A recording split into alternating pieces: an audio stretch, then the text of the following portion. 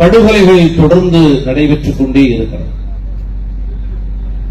சாதி ஆணவம் இந்த படுகொலைகளுக்கான அடிப்படை உணர்வாக இருக்கிறது. சாதி தருகிற பெருமிதம், சாதி உணர்வு உருவாக்குகிற கொழுப்பு, சாதி உணர்வு உருவாக்குகிற வெறுப்புணர்ச்சி, இதுதான் இந்த படுகொலைக்கு அடிப்படையாக இருக்கிறது. சாதி என்பது ஒரு தனி மனிதன் கண்டுபிடித்த விழுமியம் அல்ல, இந்து சமூகத்தின் பண்பாடாக இருக்கிறது. அதுதான் இந்து சமூகத்தினுடைய பண்பாடு. இந்து மதம் என்று ஒன்று இருக்கிறதா என்று சொன்னால், இந்து மதம் என்று ஒன்று இல்லை என்பதற்கு நடைபெற்றுக் கொண்டிருக்கிற சாதியானவ படுகொலைகள் தான் சாட்சி. தம்பி கவினாக இருந்தாலும், கோகுல் ராஜாக இருந்தாலும், இளவரசனாக இருந்தாலும், இவர்களது காதல் என்கிற அந்த நடவடிக்கையை தாண்டி அதன் பின்னால் இருக்கிற அதை நகர்த்துகிற கருத்தியலை நாம் புரிந்து கொள்ள வேண்டும். தம்பி கவின் ஒரு இந்து என்று சொன்னால், அவன் காதலித்த பெண்ணும் இந்து என்கிற அடிப்படையில் தான் இந்த உறவானது மலர்கிறது. ஒரு இஸ்லாமிய பெண்ணை காதலித்ததால் கவின் கொலை செய்யப்பட்டார் என்று சொன்னால், மதத்திற்கு இடையிலே இருக்கிற வெறுப்புணர்ச்சி என்பதை புரிந்து கொள்ளலாம். ஒரு கிறிஸ்துவ பெண்ணை காதலித்ததால் இளவரசன் உயிர் பலியானான் என்று சொன்னால், மதங்களுக்கு இடையிலே இருக்கிற வெறுப்புணர்ச்சி என்று அவன் புரிந்து கொள்ளலாம். கொல்லப்பட்ட கோகுல் ராஜாக இருந்தாலும் சரி, இளவரசனாக இருந்தாலும் சரி, கவினாக இருந்தாலும் சரி, இந்த வரிசையிலே சொல்லப்படுகிற நூற்றுக்கணக்கான தோழர்களாக இருந்தாலும் சரி, 1000 ஆண்டுகளுக்கு முன்னாலே, வரலாற்று காலத்திற்கு முன்னாலே மார்கை மாறுகால் வாங்கப்பட்ட மதுரை வீரனாக இருந்தாலும் சரி, அவன் இஸ்லாமிய பெண்ணை காதலிக்கவில்லை, கிறிஸ்துவ பெண்ணை காதலிக்கவில்லை, வெளிநாட்டு பெண்ணை காதலிக்கவில்லை. அவன் தன்னை இந்து என்று உணர்ந்திருக்கிறான். ஒரு இந்து மதத்தை பின்பற்றக்கூடிய ஒரு பெண்ணை தான் அவன் காதலித்திருக்கிறான். அந்த பெண்ணும் தன்னை இந்து என்று உணர்ந்திருந்தால் இந்த காதல் இயல்பானதாக போயிருக்கும். சுர்ஜித்தும் கவினும் இந்துதான், நானும் இந்துதான் என்று உணர்ந்திருந்தால் படுகொலைக்கான தேவையே இல்லை. ஆனால் சுர்ஜித்தால் தன்னை ஒரு இந்துவாக உணர முடியவில்லை. இதைத்தான் தெருப்பொறுக்கிகளாக இருந்து கொண்டு இந்த அரசியல் இயக்கங்களை வழிநடத்திக் கொண்டிருக்கிற சனாதன வெறியர்களை பார்த்து விடுதலை சிறுத்தைகள் சொல்ல விரும்புகிறோம். நாங்கள் உங்களுக்கு எதிரானவர்கள் அல்ல. சுர்ஜித்தின் கையில் இருக்கிற கொலை வாழ் கவின், நீ இந்து என்று உன்னை உணராதே, நான் என்னை இந்து என்று உணரவில்லை என்று சொல்லுகிறது. இந்த கொலை வாழ் சொல்லுகிற செய்தி என்ன? கோகுல்ராஜை வெட்டி படுகொலை செய்த அந்த கொலை கருவி சொல்லுகிற செய்தி என்ன? கோகுல்ராஜும் அவன் காதலித்த பெண்ணும் இருவரையும் இந்துக்களாக கருத முடியாது. நீ வேறு சாதி, நான் வேறு சாதி. இந்து மதம் என்கிற ஒரு குப்பையே கிடையாது. இந்து மதம் என்கிற ஒரு அடையாளமே கிடையாது என்பதுதான் இந்த சாதியானவ படுகொலை வெளிப்படுத்துகிற உண்மை என்பதை விடுதலை சிறுத்தைகளின் மேடையில் நின்று பதிவு செய்ய வருகிறார். நாங்கள் இந்துக்கள் என்று உணர்கிறோம். அதனால்தான் திரௌபதி அம்மனை தரிசிப்பதற்காக போக விரும்புகிறோம். ஆனால் எங்களை தடுப்பது யார்? இந்து எல்லாம் கிடையாது. நீ வேற சாதி, நான் வேற சாதி. இங்கே மதமே கிடையாது, சாதிதான் இருக்கிறது. இதை ஒரு இந்துவாக கருதியதால் தான் சேஷித்ரத்தில் நான் தேரோட்டத்தை நடத்த முயற்சிக்கிறேன். கிறிஸ்துவன் வந்து தடுக்கவில்லை, இஸ்லாமியன் வந்து தடுக்கவில்லை. இந்து எல்லாம் கிடையாது. நீ வேறு சாதி, நான் வேறு சாதி. நான் வாழ்கிற குடியிருப்பின் வழியாக நீ வரக்கூடாது என்பதை தாண்டி நீ வணங்குகிற மாரியம்மாள் கூட வரக்கூடாது. அதே மாரியம்மாளுக்கு இவன் கோவில் கட்டி வழிபடுவான். ஆனால் அதே மாரியம்மாளுக்கு ஆதிதிராவிட சமூகத்தை சார்ந்தவன் கோவில் கட்டி வழிபட்டால் அந்த மாரியம்மாளை செருப்பால் அடிப்பான். இதான நடந்தது. சுத்துக்குளத்தில் என்ன நடந்தது? விடுதலை சிறுத்தைகள் கட்சி நடத்திய போராட்டத்தை, கலவரத்தை, வழிபாட்டு உரிமை போராட்டத்தை எத்தனையோ பேர் கைது செய்யப்பட்டார். ஆயுள் சிறையாளியாக கடலூர் தோழர்கள் தம்பி கலைவாணன் உள்ளிட்ட தோழர்கள் சிறையிலே கிடந்தார்கள். என்ன நடந்தது? சுத்துக்குளத்தில் இருக்கிற மாரியம்மனை பொது வீதியின் வழியாக கொண்டு வருகிற போது மாரியம்மனை நோக்கி செருப்பால் அடித்தார். அது ஏன் என்று கேட்டார்கள் நம்முடைய தம்பிமார். மாரியம்மன் ஏன் செருப்படிபடுகிறார்? உளுந்தூர்பேட்டைக்கு பக்கத்தில் விநாயகர் ஊர்வலத்தின் போது, சதுர்த்தியின் போது விநாயகர் சிலையை பொது வீதி வழியாக கொண்டு போக முயற்சிக்கிற போது அந்த சிலை உடைக்கப்படுகிறது. விநாயகர் சிலை உடைத்தது யார்? மாரியம்மாளை செருப்பால் அடித்தது யார்? குறிஞ்சாகுளம் சங்கரன் கோயில் மரியாதைக்குரிய அண்ணன் வைகோ அவர்கள் வாழ்கிற வீட்டுக்கு முன்னாலே இருக்கிற தெரு. சர்வதேச அரசியலை பேசுகிறார்கள், ஈழ விடுதலை பற்றி பேசுகிறார்கள், பிரபாகரனுடைய நண்பர் என்கிறார்கள், தங்களையே பிரபாகரனை போல சொல்லிக் கொள்கிறார்கள். ஈழ விடுதலை போராட்டத்திற்கு இவர்கள் தான் ஆயுதங்களை தந்ததை போல இங்கே உரையாடல்கள் கதைக்கப்படுகின்றன. ஆனால் அவர் வீட்டிற்கு முன்னாலே இருக்கிற தெரு குறிஞ்சாங்குளம். குறிஞ்சாங்குளத்திலே காந்தாரி அம்மன் என்கிற சாமிக்கு ஒரு திருவுருவ சிலையை செய்து தெருவின் முக்கூட்டிலே அந்த சிலையை நிர்மாணித்து வழிபடுவதற்கு 30 ஆண்டுகளாகியும் முடியவில்லை. 30 ஆண்டுகளுக்கு முன்னாலே காந்தாரி அம்மனுடைய சிலையை கொண்டு வந்து நிறுவினார்கள் என்பதற்காக 4 பேர் வெட்டி படுகொலை செய்யப்பட்டார்கள். காந்தாரி அம்மனுடைய சிலையை நிறுவுவதற்காக முயற்சி எடுத்த 4 பேர் முஸ்லிம்களால் படுகொலை செய்யப்பட்டார்களா, கிறிஸ்துவர்களால் படுகொலை செய்யப்பட்டார்களா, சீக்கியர்களால் படுகொலை செய்யப்பட்டார்களா, பிரமணத்தை சார்ந்தவர்களால் படுகொலை செய்யப்பட்டார்களா? இந்து என்று சொல்லாதே செருப்படிவிடும் இங்கே சாதிதான் இருக்கிறது என்பதைத்தான் இவையெல்லாம் வெளிப்படுத்துகின்றன. இந்து ராஷ்டிரம் என்று சொல்லிக் கொண்டிருக்கிற அயோக்கியர்களே, திருடர்களே, உங்களை பார்த்து விடுதலை சிறுத்தைகள் எச்சரிக்க விரும்புகிறோம். புரட்சியாளர் அம்பேத்கரின் கொள்கை வழியிலே நடந்து கொண்டிருக்கிறவர்கள் விடுதலை சிறுத்தைகள், எழுச்சி தமிழ் மரியாதைக்குரிய தலைவர் திருமாவர்கள் காலம் தந்த கருத்தியல் ஆயுதமாக கருத்தியல் களத்தில் பண்பாட்டு தளத்தில் நமது பண்பாட்டு மூலதனத்தை மீட்க வேண்டும் என்கிற கருத்தை வலியுறுத்தி வருகிற அருமை தோழர் ரவிக்குமார் போன்றவர்கள் ஆகச் சிறந்த அறிவாளர்கள் வழிநடத்துகிற இயக்கமாக விடுதலை சிறுத்தைகளுடைய இயக்கம் என்பது இன்று நடைபெற்றுக் கொண்டிருக்கிறது. இந்து என்றால் யார்? இந்து நாடு, இந்து ராஷ்டிரம் அமைக்கப்பட வேண்டும் என்று சொல்லுகிற RSS சம்பரிவார கும்பலை பார்த்து நான் கேட்க விரும்புகிறேன். சிதம்பரம் நடராசர் கோவில் இந்து கோவில் தான். அந்த இந்து கோவிலே போய் ஆதிதிராவிட சமூகத்தை சார்ந்தவன் பூசாரியாக முடியுமா? ஆகமத்தை படித்து வேதங்களை அறிந்து நீ நடத்துகிற பயிற்சி பள்ளியிலே கலந்து கொண்டு உன்னுடைய மாணவர்களை விட மிகச் சிறப்பான முறையிலே வேதத்தை கற்றுணர்ந்து ஓதுவதற்கு நான் தயாராகி சான்றிதழ் பெற்ற பிறகும் கூட, கல்வியால் ஞானத்தால் வேதத்தை நான் ஏற்றுக்கொண்ட பிறகும் கூட சிதம்பரத்தில் போய் என்னால் அர்ச்சகராக முடியுமா?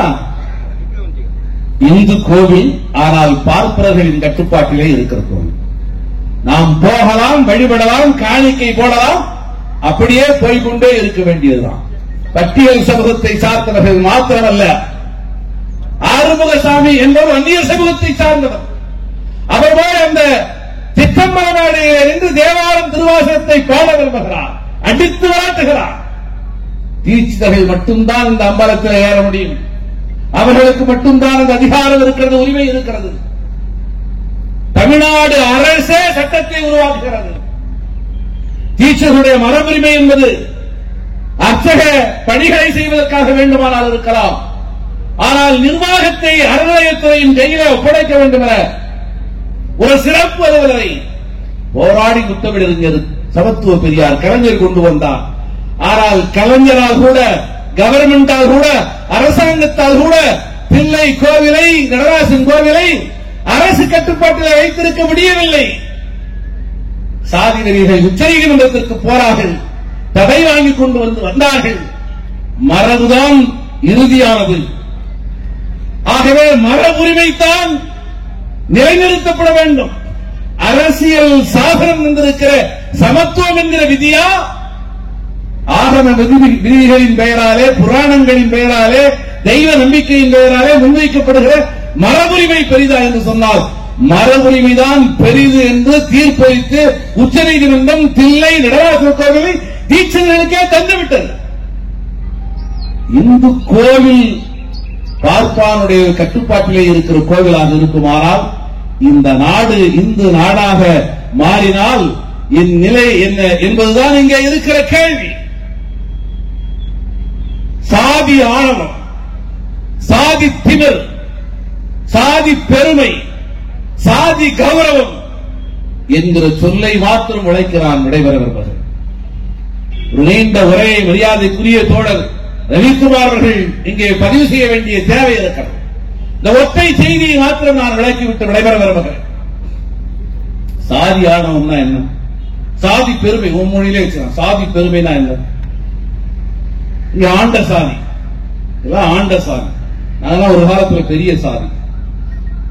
உலகத்தில் இருக்கிற எல்லா மதங்களும் இறை நம்பிக்கையின் அடிப்படையிலே இக வாழ்க்கையில் நாம் பின்பற்ற வேண்டிய ஒழுக்கங்கள், இந்த ஒழுக்கங்களின் மூலமாக அறம் சார்ந்த வாழ்வியலின் மூலமாக இன்னொரு பிறவியோ இன்னொரு வாழ்க்கையோ வானுலகத்து வாழ்க்கையோ இருக்குமானால் அந்த வாழ்க்கையிலே நமக்கு ஒரு உரிய இடம் கிடைக்கும். ஆகவே வாழ்கிற இந்த காலத்திலே பூமியில இருக்கிற போது ஒழுக்கமாக இரு, அன்பாக இரு, பாசமாக இரு, நியாயத்தோடு என்றுதான் உலகத்தில் இருக்கிற எல்லா மதங்களும் சொல்லுகின்றன. உலகத்தில் இருக்கிற அனைத்து மதங்களின் வேத நூல்களும் நீதி போதனைகளை அடிப்படையாக கொண்டிருக்கிற போது இந்து மதம் மாத்திரம் தண்டனைகளை தொகுத்து வைத்திருக்கிற நூலை மையமாக கொண்டு இயங்குகிறது என்று சொன்னார் புரட்சியாளர் அம்பேத்கர். இங்கே எந்த நீதியும் கிடையாது. குடிக்காதே, போதையில் மாயாதே, பிறர் பொருளை களவாடாதே என்கிற எந்த நீதியும் கிடையாது. பிற உயிர்களை துன்புறுத்தாதே, கொலை செய்யாதே, எந்த நீதியும் கிடையாது. இங்கே தண்டனைகளின் தொகுப்பு மாத்திரமே இந்து மதமாக இருக்கும். இந்த சாதி தொழிலைத்தான் செய்ய வேண்டும். இதை தாண்டி இவர்கள் நகர்ந்து விடக்கூடாது. சாதிகளுக்கிடையிலே கலப்பு உருவாகிவிடக் கூடாது என்கிற இந்த விதிகளை மீறி எவராவது சாதி எல்லைகளை மீறினால் அவரது மீறலுக்குரிய தண்டனை எது? மொட்டையடிக்க வேண்டுமா, கையை வெட்ட வேண்டுமா, காலை வெட்ட வேண்டுமா, படித்தால் காதலை ஈயத்தை காட்சி ஊத்த வேண்டுமா, காதலித்தால் மாறுகாலை எடுக்க வேண்டுமா, அவனை கழிவிலாற்றி கொலை செய்ய வேண்டுமா? எந்தெந்த குற்றத்திற்கு சாதி வரம்புகளை மீறுகிற குற்றம். சாதி தர்மம் தான் தர்மம். அந்த தர்மத்தினுடைய விதிகளை மீறுகிறவன் யாராக இருந்தாலும், தர்மம் என்றால் அது அழகிய சொல் என்று கருதி விடாதீர்கள். சாதிய கட்டமைப்பை தான் அவர்கள் தர்மம் என்கிற பெயராலே சொல்லுகிறார்கள். அதற்கு ஒரு அழகான பெயரை சூட்டி இருக்கிறார்கள். இந்த சாதிய கட்டமைப்பை எவன் மீறினாலும் அவன் கையை விட்டு, காலை விட்டு, காலிலே ஈயத்தை பாய்ச்சு, அவன் கழுத்தை எரு, மாறுகாலிடு, அவனை கழிவிலேற்றி கொலை செய். இதுதான் இந்து மதத்தின் மையமாக இருக்கிறது என்று புரட்சியாளர் அம்பேத்கர் சொன்னார். இந்த மண்ணிலே ஒடுக்குமுறைக்கு ஆளாகி கிடக்கிற சூத்திரர்களாக, தங்களை சாதி இந்துக்களாக, இடைநிலை சாதிகளாக கருதி கொண்டிருக்கிற ஒரு கூட்டம் மிக கொடூரமான ஒடுக்குமுறைக்கு ஆளாகி இருந்தது என்பதுதான் உண்மை. அவர்களே ஒரு காலத்தில் பார்ப்பனியத்தால் மிக கொடூரமான ஒடுக்குமுறைக்கு ஆளானார்கள். அந்த ஒடுக்குமுறை நிகழ்ந்த வரலாற்றை நினைவில் கொண்டு பார்ப்பனியத்திற்கு எதிராக போராட முன்வர வேண்டும். அந்த ஒடுக்குமுறை கால வரலாற்றை இளைய தலைமுறைக்கு எடுத்துச் சொல்லி சனாதன கட்டமைப்பை தகர்ப்பதற்கு முன்வர வேண்டும். அதற்கு பதிலாக சனாதனத்தின் கைப்பாவைகளாக மாறி இன்று இந்த மண்ணிலே இருக்கிற ஆதிக்குடிகளுக்கு எதிராக ஒரு யுத்தத்தை அவர்கள் நடத்திக் கொண்டிருக்கிறார்.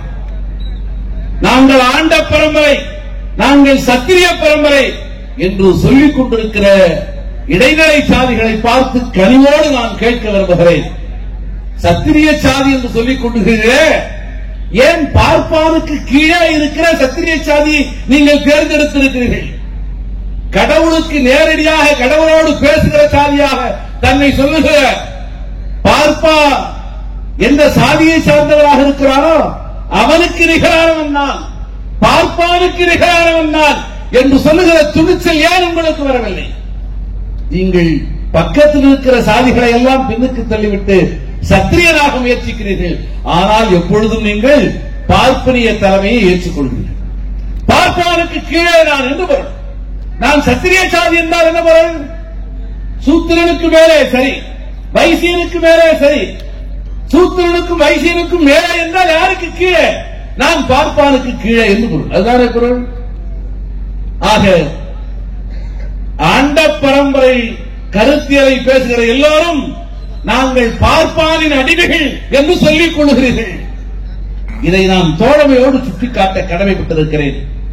ஒரே ஒரு சாதிதான் சத்திரிய சாதி என்பதை தாண்டி பார்ப்பான் இருக்கிற இடத்தை நோக்கி நகர்ந்து இவன் ஒன்றும் அறிவு வம்சம் அல்ல, நான் தான் அறிவு வம்சம் என்று சொல்லக்கூடிய ஒரு சமூகமாக இந்த மண்ணில் ஆதிக்குடிகள் கையிலே ஆயுதம் எடுத்து போராடுவதல்ல வீரம். கருத்தியல் களத்திலே கொள்கை மாறாமல் நிற்பதுதான் வீரம். இதுதான் எழுச்சி தமிழர் மரியாதைக்குரிய தலைவர் என்ன திருமாவளவன் எங்களுக்கு கற்றுத் தந்திருக்கிற பாடம். அந்த அடிப்படையில் பார்ப்பாரை பார்த்து நீ பார்ப்பார் அல்ல, நான் ஒரு காலத்தில் வள்ளுவனாக வள்ளுவர் ஆய்களாக இந்த மண்ணிலே ஞான வெற்றியானாக ஞான முதல்வனாக இந்த மண்ணிலே இருந்தவன்.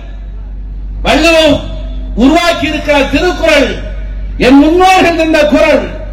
திருக்குறளும் நாலடியாரும் தந்திருக்கிற வம்சத்திற்கு தொடர்புடையவர்கள் நாங்கள் அறிவு வம்சம், பார்ப்பாரை விட மேலானவர்கள் என்று சொல்லுகிற துணிச்சல் இந்த சமூகத்துக்கு மட்டும்தான் இருக்கும்.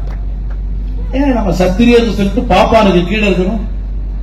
நந்தேரிகளாக இருந்த பார்ப்பனர்கள் அசோக பேரரசாக மௌரிய பேரரசாக விரிந்து கிடந்த அந்த மௌரிய பேரரசை புஷ்யமித்திர சூரன் என்கிற பார்ப்பன படை தளபதி கடைசி மன்னனை வஞ்சகத்தால் படுகொலை செய்து ஆட்சியை கைப்பற்றி அவங்காலத்தில் உருவான மனு என்கிற அந்த வேத விற்பனன் தான் இந்த மனு கொள்கைகளை எல்லாம் உருவாக்கினான் என்கிற ஒரு வரலாற்று பார்வை உண்டு. இந்த வரலாற்று பார்வைக்கு பின்னாலே கிடக்கிற கொடூரங்கள் எவ்வளவு? யார் இடிநிலைக்கு ஆளாக்கப்பட்டது? இடைநிலை சாதி ஆண்ட பரம்பரை என்று சொல்லிக் கொண்டிருக்கிற நண்பர்களை பார்த்து நான் கேட்க விரும்புகிறேன். சிறை கம்பிகளுக்கு பின்னாலே இருக்கிற சுர்ஜித்தையும், சுர்ஜித் நம்பி வந்தவரை கழுத்தறுத்தான் என்று சொன்னார்கள். அப்படி நம்பி வந்தவரை கழுத்தறுத்த அந்த கோழையை வீரென்று கொண்டாடி கொண்டிருக்கிற ஐயாக்கியர்களையும் பார்த்து நான் கேட்க விரும்புகிறேன். இந்த மனு யாரை ஒடுக்கியது? யாரை இழிவுபடுத்தியது? இந்த மண்ணிலே ஒடுக்குமுறைக்கு ஆளானவர்கள், சேரி என்கிற சிறையிலே அடைபட்டவர்கள், சாதியை மறுத்த சனாதனத்தை எதிர்த்த பட்டியல் சமூகத்தை சார்ந்தவர்கள் மாத்திரமா? மேலாடையே அணிய முடியாது என்கிற ஒடுக்குமுறைக்கு ஆளானது யார்? பட்டியல் சமூகத்தை சார்ந்தவர்களா? இடைநிலை சாதிகளை சார்ந்தவர்கள். வரலாற்றை தெளிவாக புரிந்து கொள்ளுங்கள். வைக்கம் போராட்டம் என்று சொல்கிறார்கள். ஆதி திராவிட மக்களை கோவில் பாதையிலே கொண்டு போவதற்காக நடந்த போராட்டமா? இடைநிலை சாதிகள் இப்பொழுது ஆண்ட சாதி என்று சொல்கிறார்களே, அந்த ஆண்ட சாதிக்காரன் தான் கோவில் இருக்கிற பாதையிலே நுழையக்கூடாது என்று விரட்டப்பட்டார். கழுகுமலை கழகம் என்று சொல்கிறார்களே, இந்த கழுகுமலை கலவரம் யாருக்காக நடத்தப்பட்டது? பட்டியல் சமூகத்தை சார்ந்தவர்கள் கோவிலுக்குள்ளே நுழைய வேண்டும் என்று நடத்திய போராட்டமா? இடைநிலை சாதிகள் ஆண்ட சாதிகள் என்று சொல்லிக் கொள்கிறார்கள், அவர்களுக்காக நடத்தப்பட்ட போராட்டம். திருச்செந்தூரில் 1935 ஒரு தீர்ப்பு வருகிறது. வாணிய செட்டியார் சமூகத்தை சார்ந்தவர்களும் கோவிலுக்குள்ளே நுழையலாம் என்று ஒரு தீர்ப்பு. யாருக்காக வழங்கப்பட்ட தீர்ப்பு? பட்டியல் சமூகத்தை சார்ந்தவர்களுக்காக வழங்கப்பட்ட தீர்ப்பா?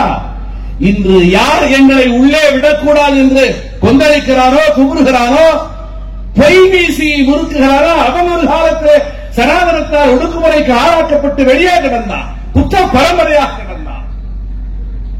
அவனுக்காக நடந்த போராட்டம். யார் இந்த மண்ணிலே குற்ற பரம்பரையாக ஒடுக்கப்பட்டது? இடைநிலை சமூகத்தை சார்ந்த வீரம் செறிந்த மறவர் குடிகள் அல்லவா?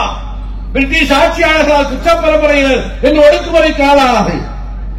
இந்த ஒடுக்குமுறையை எதிர்த்து போர்க்குரல் எழுப்பியது யார்? புரட்சியாளர் அம்பேத்கர் இல்லையா? அதை புரிந்து கொள்ள வேண்டும். யார் தேவதாசிகளாக ஆக்கப்பட்டார்கள்? கோவிலே போய் தேவதாசிகளாக யார் ஆக்கப்பட்டார்கள்? பட்டியல் சமூகத்தை சார்ந்தவர்களா? யார் கடவுளை ஏற்றுக்கொண்டார்களோ, யார் பார்ப்பானை ஏற்றுக்கொண்டார்களோ, யார் இடைநிலை சாதியாக இருந்தார்களோ அவர்கள் வீட்டு பிள்ளைகள் தான் அங்கே அத்தகைய கொடுமைக்கு ஆளானார்கள் என்பதைத்தானே மூவலூர் ராமாமிர்தம் அம்மையாருடைய வரலாறு நமக்கு சொல்லுகிறது. இங்கே தர்மஸ்தலா, கர்நாடகாவில் மஞ்சநாதா கோவில், தட்சிண கன்னடா என்று சொல்லப்படுகிற அந்த இடத்தில் அமைந்திருக்கிற மஞ்சநாதா கோவிலுடைய வளாகம் முழுவதும் தோண்ட தோண்ட இளம் பெண்களுடைய பிணம் நடக்கிறது. யாருடைய பிணம் அது? எந்த சாதியினுடைய பிணம் அது? கோவிலுக்குள் நுழைவதற்கு அனுமதி மறுக்கப்பட்ட ஒடுக்கப்பட்ட சாதியை சார்ந்தவர்களுக்கு அந்த பிரச்சனையே இல்லை. ஏனென்றால் அவர்கள் கோவிலுக்கே போக வேண்டிய தேவையில்லை. கோவிலை நம்பி, பார்ப்பானை நம்பி, பூசாரியை நம்பி, கடவுளை நம்பி அந்த கோவிலுக்குள்ளே யார் போனார்களோ அந்த பிள்ளைகள் தானே படுகொலைக்கு ஆளாகி இருக்கிறார்கள். ஆண்ட பரம்பரை என்று சொன்னால் அதற்கு பின்னாலே இருக்கிற வரலாறு புரிகிறதா? நீ தலை நிமிர்ந்து நடக்க வேண்டும். நீயும் தலைப்பாகை கட்டிக்கொள்ளுகிற உரிமையை பெற வேண்டும் என்பதற்காக ஐயா வைகுண்டர் நடத்திய போராட்டத்தை மறந்து விட்டாயா? மார்பை மறைக்க முடியாது, தலைப்பாகை கட்ட முடியாது என்கிற ஒடுக்குமுறைக்கு உன்னை சனாதனமாக்கியது. அதை எதிர்த்த போராட்டங்கள் வரலாறாக பதிந்து கிடக்கிறது.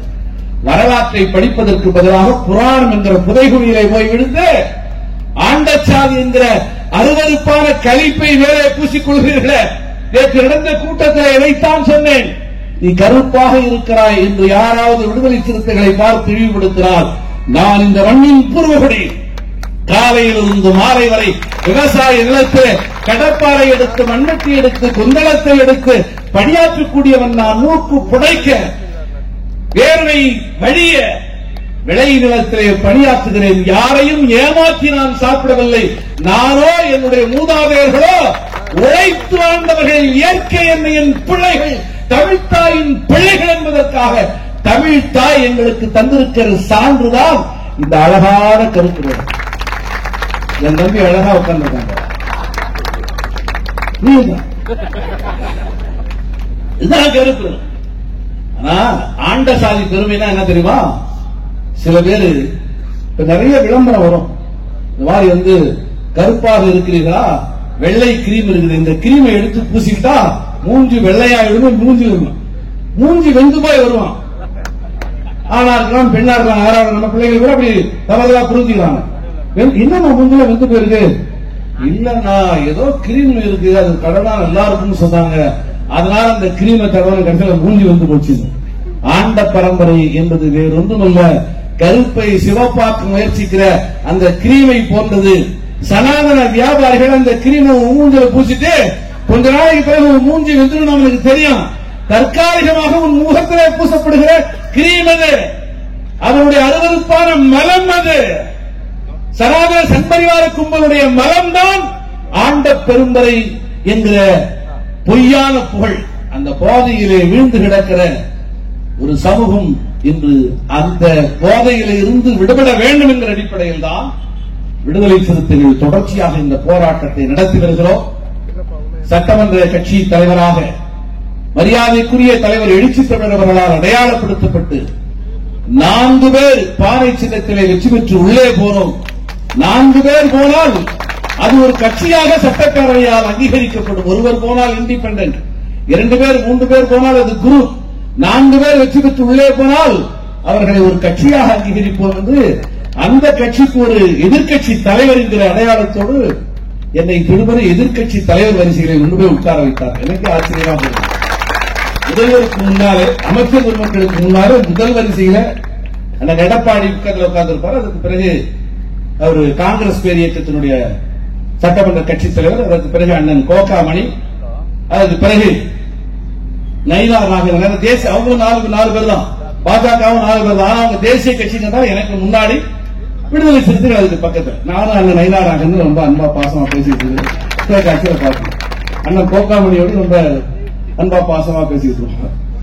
சட்டமன்றத்தில் பேசுவது சிந்தனை செல்வராக இருந்தாலும் ஒரு தாயை போல என்னை வழிநடத்திய ஒரு மகத்தான ஆளுமை அருமை தோழர் ரவிக்குமார் என்பதை இங்கே நான் அன்போடு சொல்ல அதை சொல்றதுக்காக இந்த வேலைக்கே நான் வருகிறேன்.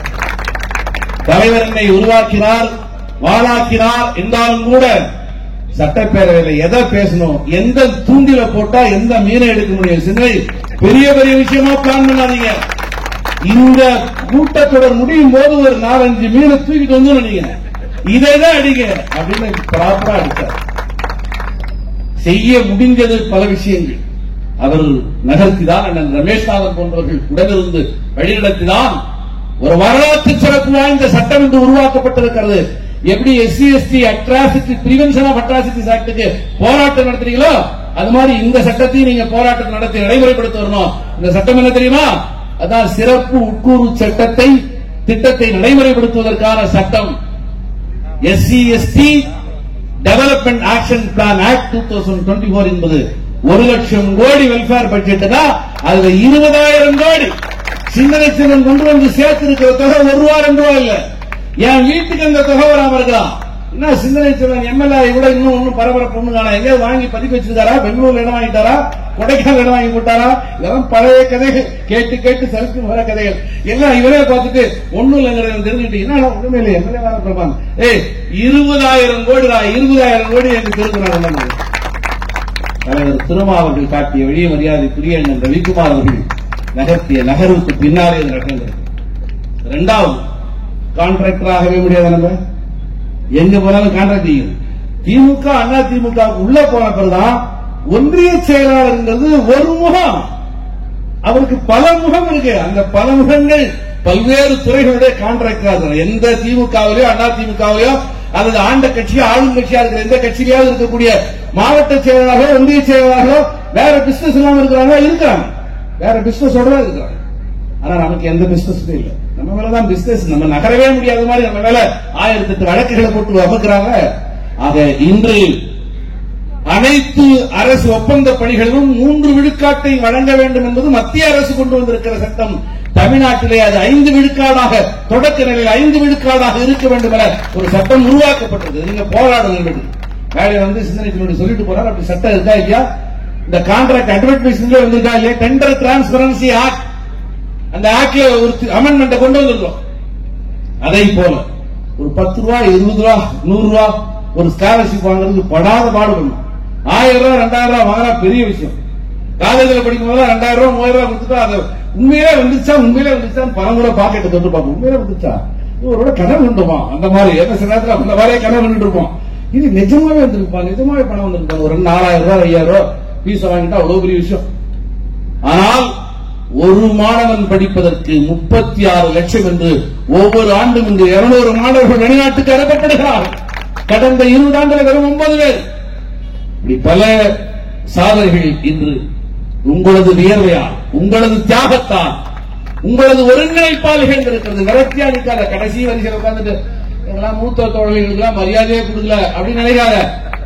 வேர்வைதான் சட்டமா மாறி இருக்கு. சிந்தனை செல்வன் யாரு? நீ அனுப்பி வச்ச ஒரு தபால்காரர், அவ்வளவுதான். உன்னுடைய வேர்வை, உன்னுடைய போராட்டம். அப்ப நீ எதுக்காக போராடின? உனக்கு மரியாதை கிடைக்கல, நீ மேடையில் உட்கார்ந்துருக்கதான் மரியாதையா? மூத்த தோழர்கள் அனைவருக்கும் இந்த மேடையில் இருந்து அழைப்பு விடுக்கிறார், கடமைப்பட்டிருக்கிறேன். இனி ஒரு கணமும் விழுப்புரம் மாவட்டத்தில் எந்த இடைவெளியும் இருக்கக்கூடாது. அனைவரும் எழுச்சி தமிழ் மரியாதைக்குரிய தலைவருடைய பிள்ளைகள் என்ற அடிப்படையில் இணைந்து நாம் இருக்க வேண்டும்.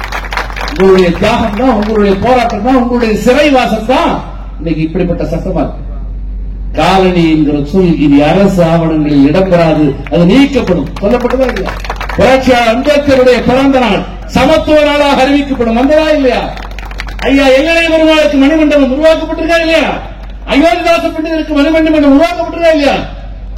நீங்க அச்சப்பாக்கத்தில் அட்டைமலை சீனிவாசனுக்கான மணிமண்டபத்தை பார்த்தீங்களா இல்லையா? அப்படியே அந்த வழியா போகும்போது 99 மட்டும் இறங்காத, அப்படியே அந்த ஐயா அட்டைமலை சீனிவாசனுடைய மணிமண்டபத்துக்கு போய் பாரு. அது உன்னுடைய வேர்வையால் விளைந்தது. அதுதான் வரலாறு. நீ சொல்லு, நீ கிளைம் பண்ணா உனக்கான வரலாறு. எவனாவது வெள்ளக்காரன் எழுதி வைப்பான், அதை யாராவது ஐஏஎஸ் எழுதி வைப்பான் நினைக்காத. நம்ம வரலாறு யார் எடுத்துட்டு இருக்கா? என்ன நான் பேசும்போது மட்டும் அந்த வீடியோ எடுக்கல, என்னாச்சு? ஏடையா என்ன தீர்ந்து போச்சா? பேசும்போது நல்லா வீடியோ எடுத்துட்டே இருந்தாங்க.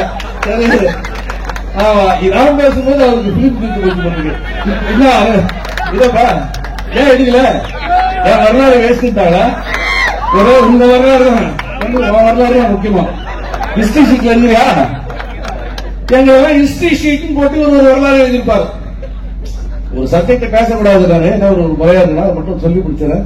32 சிட்டி போலீஸ் ஆக்ட் இருக்குது, இந்த மாதிரி அதை பேசாது இது பேசாத அப்படின்னு சொல்லிட்டு நம்ம டிஎஸ்பி சொல்லுகிறாரு. உடைய அன்பு டிஎஸ்பி தம்பி அவர்களை பார்த்து நான் கேட்டுக்கொள்கிறேன், தம்பி உங்களுக்கு யாருப்பா இந்த அதிகாரத்தை நான் கொடுத்தது? இதெல்லாம் பேசி உங்களுடைய அகாடமிக்கா நீங்க ரொம்ப வீக்கா இருக்கிறீங்கன்னு காட்டுது. 32 சிட்டி போலீஸ் ஆக்டே நீங்க பார்க்கல, அது என்னன்னே தெரியல. நீங்க மாத்த அதை எக்ஸ்டெண்ட் பண்ணிக்கிட்டே இருக்கீங்க, அதுவே இல்லீகல். 32 சிட்டி போலீஸ் ஆக்ட் தொடர்ந்து எக்ஸ்டெண்ட் பண்ணிட்டே இருக்கக்கூடாது. போலீஸ் ஆட்சி நடக்குதுன்னு சொல்லிட்டு உயர் நீதிமன்றமே கொட்டு வைக்கிற அளவுக்காக காவல்துறை நடந்துக்கிறது. மீண்டும் அண்ணன் ஆசை தம்பி என்ன சொல்றதை எவாயில சொல்லுமா? நல்லா இருக்காது, அது நல்லா இல்ல. ஒரு பேரபாயமாக விருந்து கிடக்கிற சனாதனத்தை எதிர்க்க வேண்டும் என்கிற அடிப்படையில் திமுகவோடு கைகோர்த்திருக்கிறோமே தவிர அடிப்படை கொள்கைகளில் விடுதலை சிறுத்தைகள் ஒருபோதும் ஹிஸ்டரி ஷீட்டர்னு யாரையும் போடாத. ஹிஸ்டரி ஷீட்டர்னு போட்டா 2 வருஷத்துக்கு மேல அந்த மாதிரி கோப்புகளை வச்சிருக்காத அப்படின்னு உங்களுக்கு சொல்லிச்சா இல்லையா? இங்கிலீஷ் தெரியுமா தெரியாதா? தம்பிமார்களை பார்த்து, காக்கி சட்டை போட்டிருக்கிற தம்பிமார்களை பார்த்து நான் கேட்கிறேன், தம்பி உனக்கு தெரியுமா தெரியாதா? சேஷாவுடைய ஜட்ஜ்மெண்ட் படிச்சா படிக்கிறியா? கூப்பிட்டு வச்சு உன்னை விசாரிப்போம். அப்படி விசாரிக்கிற இடத்துல உட்கார்ந்து எந்த கடலூர் மாவட்டத்துக்குள்ளான தலைவர் திருமாவளவன் நுழைய தடைன்னு சொன்னியோ அதே கடலூர் மாவட்டத்தில் ஒரு ரிவ்யூ மீட்டிங் நடக்குது. ரிவ்யூ மீட்டிங் பார்த்தா எனக்கே கஷ்டமா இருக்கு. தலைவர் திருமா அவர் தான் நாடாளுமன்ற உறுப்பினர், திசா கமிட்டியோட சேர்மன். இங்க விழுப்புரத்துக்கு நம்ம அண்ணா சேர்மன் இல்லையா, அது மாதிரி அவரு அங்க பக்கத்துல சட்டமன்ற உறுப்பினர் நான் உட்காந்துருக்கேன். அண்ணாண்ட பார்த்தா தம்பி தாமரை செல்வன், இப்ப மேயருங்கிற துணை மேயருங்கிற அவரு மேடையில 3 பேர் விடுதலை சிறுத்தைகள் நாங்களே கேள்வி கேட்டு நடத்த. இதெல்லாம் நாங்க பெருமையா சொல்லிக்கல, இதுதான் காலசக்கரம், இதுதான் காலசக்கரம் சுதந்திரம். நீங்க இன்னைக்கு ஹிஸ்டரி ஷீட்டர்னு சொல்லி வைக்கிறதெல்லாம் நாளைக்கு இந்த தேசத்தின் தலைவர்கள் என்ற எங்கள் பேர பிள்ளைகள் சிந்தனை செல்வன் ஆற்றிய உரை எங்க, துரிவன் ஆற்றிய உரை எங்க, பொன்னியுழவர் ஆற்றிய உரை எங்க, குணவழகன் ஆற்றிய உரை எங்கன்னு கேள்வி பார்ப்பாங்க. இதுதான் ஹிஸ்டரி ஷீட்டர். சட்டமன்றத்தில் நம்ம பேசணும், உங்களுக்கு சொல்ல விரும்புறேன். இந்த ஹிஸ்டரி ஷீட் இதெல்லாம் சொல்லிட்டு நம்ம ஒன்டன் போட்டுக்காங்களா? அண்ணனுக்கு தானே கொஞ்சம் உங்க மாவட்டத்தில் கொஞ்சம் எல்லாத்தையும் சரி பண்ணிருப்பாரு நினைக்கிறேன்.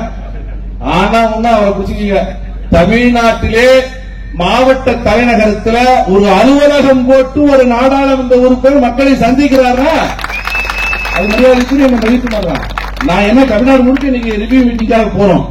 ஒரு ரிவ்யூ மீட்டிங்ல கூட எம்பிக்கள் வரவே மாட்டாங்க. அது வர்றதே ஒரு கிறிஸ்டி பொருவா பார்ப்பாங்க.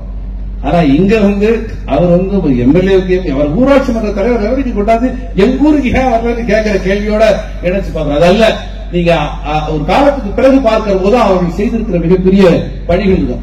சட்டமன்றத்தில் போய் விடுதலை சிறுத்தைகள் கேட்டாங்க, ஹிஸ்டரி ஷீட் போட்டு எங்க பேரா போடுறீங்களே ஹேபிச்சுவல் அஃபெண்டர்னு. ஹேபிட் அப்படின்னா பழக்கம் அர்த்தம். பழக்கம்ங்கிறது கல்ச்சரோட சம்பந்தப்பட்டது. இந்த நாட்டினுடைய கல்ச்சர் சாதிய கல்ச்சரா இருக்கு. சாதிய அடிப்படையில தீண்டாமை பிராக்டிஸ் பண்ற யார் மேலையாவது ஹேபிச்சுவல் அஃபெண்டர் ஹிஸ்டரி ஷீட் நீ கொண்டு போட்டிருக்கியா? சாதியானவன் எல்லா இடத்துல இருக்குது. வேல்பாதியில மட்டுமில்ல, சேஷமுத்திரத்தில் மட்டுமில்ல, குறிஞ்சாங்குளம் மட்டுமில்ல, எல்லா கிராமங்களிலும் உள்ளே நுழைய விடாத, அனுமதிக்க விடாத ஒரு டிஸ்கிரிமினேஷன் இருக்குது. இது கல்ச்சுரலா உருவாகிற ஒரு ஹேபிட். இந்த கலாச்சாரம் தருகிற பெருமிதங்களில் இருந்து அவர் உருவாக்கிக் கொள்கிற சாதிய பழக்க வழக்கம், சாதிய பழக்க வழக்கத்தின் அடிப்படையில் சட்டத்துக்கு விரோதமா இருக்கிறவர் யாராவது ஒரே ஒருத்தவரை ஹிஸ்டரி ஷீட் நீங்க கொண்டாந்து போட்டிருக்கீங்களா? ஒருத்தவரை சட்டமன்றத்தில் விடுதலை சிறுத்தைகள் கேள்வி எழுப்பினார்கள். அமைச்சர்கள்லாம் நடமாட முடியாதுன்னு மன்னார்குடி ஜிஎல் சொல்றாரியா? இதே மன்னார்குடி ஜிஎல் தான் வைரமுத்து பேசினாரு. அவர் ஆண்டாளை விமர்சனம் பண்ணிட்டாரு. அவர் மன்னிப்பு கேட்கலாம், சோடா பாட்டில் பறக்கும்னாரு. அவன் தான் ஹேபிச்சுவல் பண்ற மன்னார்குடி ஜிஎல் தான், மன்னார்குடி தான் ஹேபிச்சுவல் பண்ற. நாங்க ஹேபிச்சுவல் பண்றல, பதிவு செய்து விடுதலை சிறுத்தைகள் என்பதை சொல்ல கடமைப்பட்டிருக்கிறேன். ஆகவே பல்வேறு விஷயங்களை நகர்த்தினாலும் கூட சாதி ஆணவ படுகொலைகளை தடுப்பதற்கான ஒரு சட்ட வரைவை, சட்ட ஆணையமே 2012 prevention of interferences with the matrimonial என்கிற அடிப்படையில் in the name of honor, caste, tradition அந்த மாதிரி ஒரு சாதி பெருமிதங்கள் மரபுகள் அடிப்படையில் திருமணத்தில் மேட்ரிமோனியல்ல உள்ள நுழைந்து தகராறு செய்வதை தடுக்க வேண்டும் என்கிற அடிப்படையில் ஒரு சட்ட வரைவை சட்ட ஆணையமே தந்திருக்கிறது. அந்த சட்ட ஆணையத்தினுடைய நகல்களை உள்வாங்கி தமிழக சூழலுக்கு ஏற்ற வகையில ஒரு வலுவான சட்டத்தை உருவாக்க வேண்டும் என விடுதலை சிறுத்தைகள் தொடர்ந்து குரல் கொடுத்திருக்கிறோம். இனியும் குரல் கொடுப்போம். எழுச்சி தமிழரின் வழிகாட்டுதலோடு சட்டமன்ற களத்தில் இன்று விடுதலை சிறுத்தைகள் போராடும் என்பதை சொல்ல கடமைப்பட்டிருக்கிறேன். அரசியல் களத்திலும் பண்பாட்டு தளத்திலும் நமது தலைமுறை போர் புரியட்டும்.